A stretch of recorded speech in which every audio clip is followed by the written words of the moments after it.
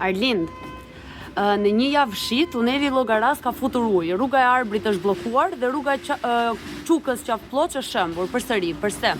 Po do ta thosha me fjalët e Ramës para 2013-s, nuk e ka fajin natyra, nuk e ka fajin harbimi i natyrës, fajin e kanë qeveritarët e papërgjegjshëm dhe të korruptuar, që ku ndërtojnë infrastrukturë publike kaq të rëndësishme dhe kaq jetike, nuk mendojnë rreth parë për sigurinë e qytetarëve, por mendojnë për xhepat e tyre dhe të oligarkëve.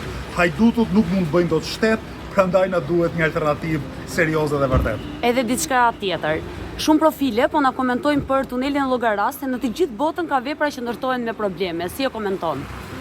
Tani, unë vetë nuk jam inxhinier, por kemi ekspertë sa duash inxhinier lëvizje në bazë, duke nisur nga deputeti ynë Redi Muçi, të cilët thonë që kjo është përgjegjësi atyre që i kanë ndërtuar një infrastrukturë të tillë pa përgjegjësinë e duhur, dhe ne kemi fakt edhe ndosin e Spakut, kemi përgjime ku vihet theksi në diskutimet midis palëve që janë marrë me ndërtimin e atij tunelit Llogaras, ku vihet theksi tek pasiguria teknike dhe tek abuzimi me atë tunel.